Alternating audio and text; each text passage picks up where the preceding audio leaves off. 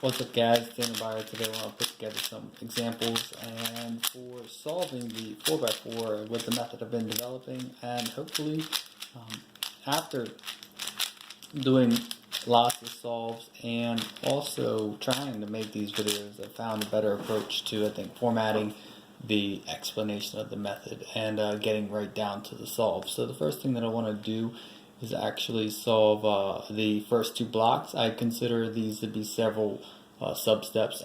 First off, with the right centers, left centers transitioning and committing to the full first block of 1 by 3 by 4, and then finishing up with the second block of 1 by 3 by 4 on the right side. So the next thing that I want to do is take the preserve this half bar, and I would say to do that I'm going to do a U and do an F. I'll do a slice R prime, slice L prime, F2, U. Now granted, my nothing on the left side solved yet, none of the white are solved. But it's an easy, by preserving this bar, I can easily get it out of the way with a wide turn, L2, and then transitioning to here with a wide R2, pairing up the other half bar. So it paired very easily. Now, and this is where I talked about committing to the first block on the left side. I actually see I already have a yellow-orange pair at the UL slot, and it goes to the right center. So I'm going to do F prime, triple U, and rotate, committing as I'm doing so, looking for this first pair or second pair of the green and yellow, and I see that that is together. So the next thing is I also see that this pair is together as well. So I'm going to do a slice L, and based off of some patterns that I know from LEC Wings, I noticed that I could actually do a wide L, U, and then wide L prime to actually pair up both simultaneously, which makes this first block actually extremely easy and efficient. First block is done. Just did some Roux base moves doing that.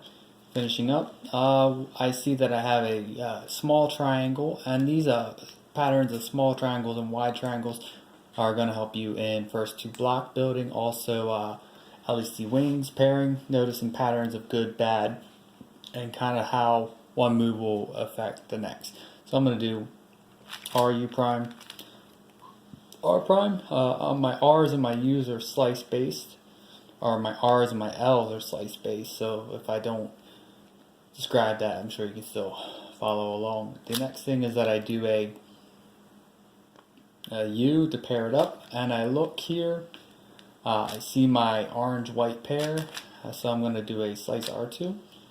And then as I'm transitioning, I do an R2, not committing to pairing anything yet, because rather I'm going to work on building the last third pair. Once that third pair, wing edge pair is done, I put these two. Now they could be connected to the center. I just want to kind of keep them out of the way just long enough to get a good feel for how to quickly and efficiently build the second block. As soon as that third piece is done, it's go time to finish the second block. So I've done my first block. Remember, I did transition to doing my first block, which was originally on the right side, transitioning, getting that to the left side so that way I could finger trick my second block easily. I'm going to look, as I'm glancing, I'm seeing a good combination of blue. So I'm going to actually commit to blue being my back. That means that I want to have a D of red. So I've already got one solved. I'll get the second one solved, and I know that this is, it's at the DB slot. And so I just do the DBL slot. So I know that if I do a U prime, and when I do my L2, I build my half bar, and then do my U, L2. So now I'm ready to transition out. The next thing, there's a couple ways that I can approach this. There's nothing relevant to the on the back slot relative to the front. Now it is interesting that these two pairs, so my next two pairs are going to wind up solving themselves simultaneously. I have a solved pair at UF. Notice that when I'm done this algorithm, this pair is actually going to be flipped. I'm going to do either an L prime U2L or an R U2 R prime to pair these up. So let's talk about which decision I'm going to make. First off, ideally I want to only have to solve one corner or one half bar per side. The next thing is that I know, because this is my only chance really to influence the last two centers, because I'm going to have 3 solved as soon as I do 3 moves in. So I'm at this step. Really I want this step to be a low move count, and I'm looking, so I'm going to build I'm going to decide to go with an L prime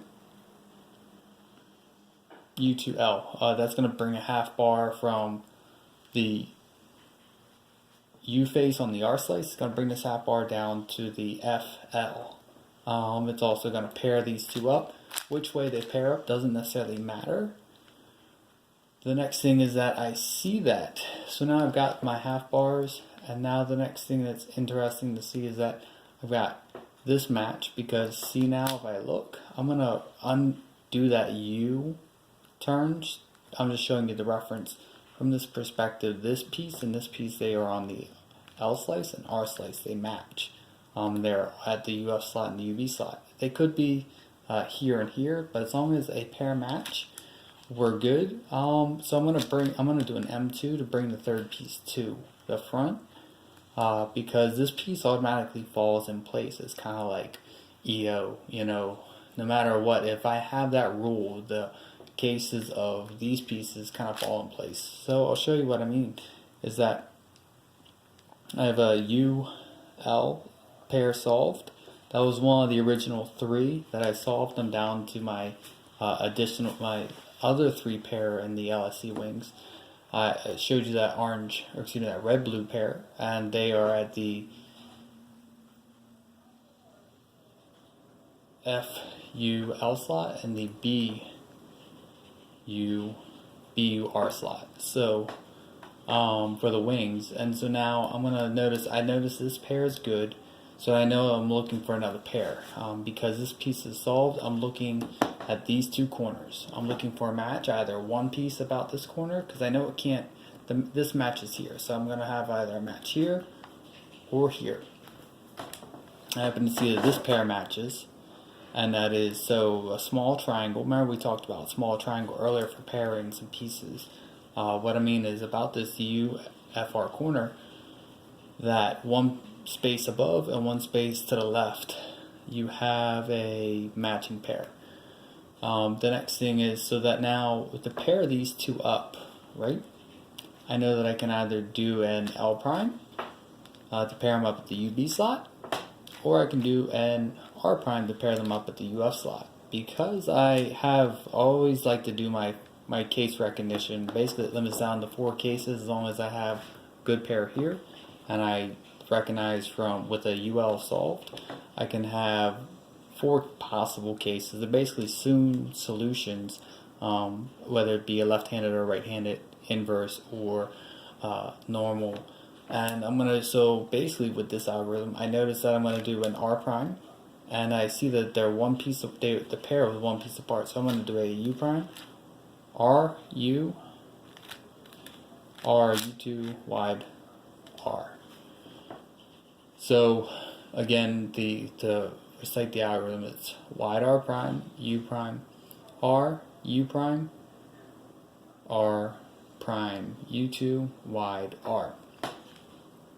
So next I look, and I've got a double Soon case, and I do not have odd parity. So I'm going to be able to quickly transition to 4A is done, and then 4B is done. Looking, I don't even have odd parity. So now all I have left to do is finish up the centers. So what I'd wind up doing, I'm going to rotate. I'm going to do L, do a D move, M prime U2 M, D prime M U2. Maybe if I had set up a little bit differently, I could have actually maybe canceled a move. But basically, you just want to get used to these moves. So rotate and just basically take those. If you have those half bars, you're able to pop it in. So rotate and then back and forth. And just get used to those finger tricks.